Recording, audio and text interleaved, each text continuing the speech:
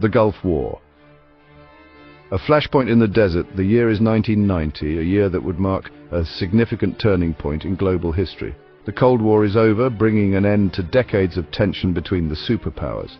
But in the Middle East, a new conflict explodes, threatening to destabilize the entire region. Iraq, led by the ambitious and ruthless Saddam Hussein, invades its tiny neighbor, Kuwait, in a bold and aggressive move. This act of aggression shocks the world, sending ripples of fear and uncertainty across the globe. It sets the stage for a major international crisis, one that would draw in nations from around the world. The Gulf War, as it came to be known, would be a defining moment of the post-Cold War era, a conflict that would test the resolve of the international community. It would reshape the political landscape of the Middle East, altering alliances and power structures in ways that are still felt today. The conflict was about more than just land. It was about oil, the lifeblood of modern economies. It was about power, control, and influence. And it was about the future of the Middle East, a region whose stability is crucial to global peace and security. The world watched as a coalition of nations, led by the United States, came together to confront Saddam Hussein, determined to push back against his aggression.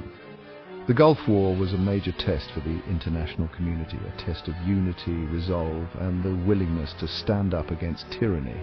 It was a test that would have far-reaching consequences, shaping the geopolitical landscape for decades to come and leaving a lasting legacy on international relations. Saddam's gamble, reasons for invasion. Why did Saddam Hussein invade Kuwait? There were several reasons. First, Iraq needed money. The country was in debt after a long and costly war with Iran. Kuwait, with its vast oil reserves, was a tempting target. Saddam Hussein believed that by seizing Kuwait's oil fields he could solve Iraq's economic problems. Second, Saddam Hussein had territorial ambitions. He claimed that Kuwait was historically part of Iraq. He argued that Kuwait was artificially created by the British after World War I. He saw an opportunity to right what he believed was a historical wrong. The Kuwaiti dinar and the economics of war. Iraq also accused Kuwait of exceeding OPEC oil production quotas. OPEC, or the Organization of the Petroleum Exporting Countries, tries to control the price of oil. They do this by setting limits on how much oil each member country can produce. Iraq said Kuwait was producing too much oil. This, they claimed, was driving down the price of oil and hurting Iraq's economy. Furthermore, Kuwait's currency, the Kuwaiti dinar, was strong. The Iraqi dinar, on the other hand, was weak. This made it difficult for Iraq to buy goods from Kuwait. Saddam Hussein resented this economic disparity. It fueled his anger towards Kuwait. Shock and awe. The invasion of Kuwait on August 2, 1990, Iraqi forces stormed across the border into Kuwait. The invasion was swift and brutal. Kuwaiti resistance was quickly overwhelmed. Within hours, the small nation was under Iraqi control. The world watched in horror as images of Iraqi tanks rolling through the streets of Kuwait City filled television screens. The invasion was met with international condemnation. The United Nations Security Council immediately passed a resolution demanding Iraq's withdrawal from Kuwait. The United States, along with many other countries, imposed economic sanctions on Iraq. These sanctions were designed to pressure Saddam Hussein into withdrawing his forces from Kuwait. Section 5. The Desert Shield holds international response. The international community rallied behind Kuwait. The United States, under the leadership of President George H.W. Bush, took the lead in forming a coalition of nations to oppose Iraq's aggression. This coalition included countries from Europe, the Middle East, and Asia. Operation Desert Shield was launched. This operation was designed to protect Saudi Arabia from a possible Iraqi attack. Hundreds of thousands of troops, along with tanks, aircraft, and warships, were deployed to the region. The United States and its allies were preparing for the possibility of war. Section 6. The boots-on-the-ground coalition forces assemble. The coalition forces that gathered in Saudi Arabia were a diverse group. They included soldiers, sailors, and airmen from the United States, the United Kingdom, France, Saudi Arabia, Egypt, and many other countries. They were united in their determination to liberate Kuwait and defeat Saddam Hussein. The coalition forces faced a formidable task. Iraq had a large and battle-hardened army. They were equipped with tanks, artillery, and chemical weapons. The coalition forces would have to fight their way through Iraqi defenses to liberate Kuwait. Section 7. The Air Campaign crushing Iraq's war machine.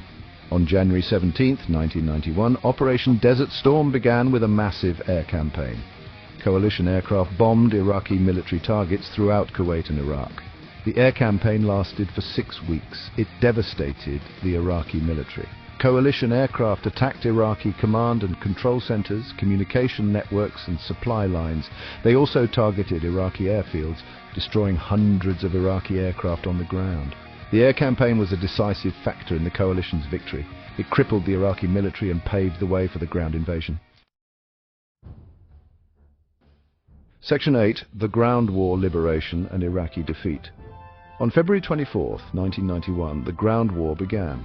Coalition forces surged into Kuwait and southern Iraq. The Iraqi army, weakened by the air campaign, put up fierce resistance in some areas, but they were ultimately no match for the coalition's superior firepower and technology. The ground war lasted just 100 hours. Coalition forces quickly liberated Kuwait City and drove deep into Iraqi territory. Facing overwhelming defeat, Saddam Hussein ordered his forces to withdraw from Kuwait. On February 28, 1991, a ceasefire was declared. The Gulf War was over. Section 9. The Arsenal of War Tanks and Planes. In this section, we delve into the powerful machinery that defined the Gulf War. The Gulf War was a clash of modern military technology, showcasing the latest advancements in warfare. Both sides deployed a wide array of weapons systems, each designed to dominate the battlefield in different ways. On the Iraqi side, the most common tanks were the Soviet-made T-55, T-62 and T-72. These tanks, though numerous, were aging and less effective against modern threats. These tanks were outmatched by the coalition's more advanced tanks, such as the American M1 Abrams and the British Challenger 1. The M1 Abrams, with its superior armor and firepower, and the Challenger, known for its durability, proved to be formidable opponents. In the air, the Iraqi Air Force was equipped with Soviet-made MiG-29s and French-made Mirage F-1S. These aircraft were capable but faced significant challenges. The coalition air forces, on the other hand, had a clear technological advantage, with more advanced avionics and weaponry. They flew aircraft such as the American F-15 Eagle and F-16 Fighting Falcon, as well as the A-10 Thunderbolt II, a ground attack aircraft that proved highly effective against Iraqi tanks. The A-10, with its powerful GAU-8 Avenger cannon, was particularly feared by enemy tank crews. Section 10. The Scars of War and a Legacy of Conflict. The Gulf War had a profound impact on the Middle East. Kuwait was liberated, but the country was devastated by the war. The liberation came at a high cost, leaving behind a trail of destruction and despair. Thousands of people were killed, and much of the country's infrastructure was destroyed. Homes, schools and hospitals lay in ruins, and the rebuilding process would take years. The environmental damage from the war was also significant. The natural landscape was scarred, and the ecosystem suffered greatly. Iraqi forces set fire to hundreds of Kuwaiti oil wells, causing widespread pollution. The skies were blackened with smoke, and the air was thick with toxins affecting both human health and wildlife. The war also had a lasting impact on Iraq. The nation faced immense challenges in the aftermath, struggling to recover from the devastation. The country was subjected to years of economic sanctions, which caused widespread hardship for the Iraqi people. Basic necessities became scarce, and the quality of life deteriorated.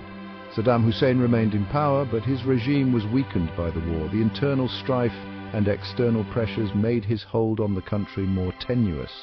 The Gulf War would cast a long shadow over the Middle East, contributing to the instability and conflict that would follow in the years to come.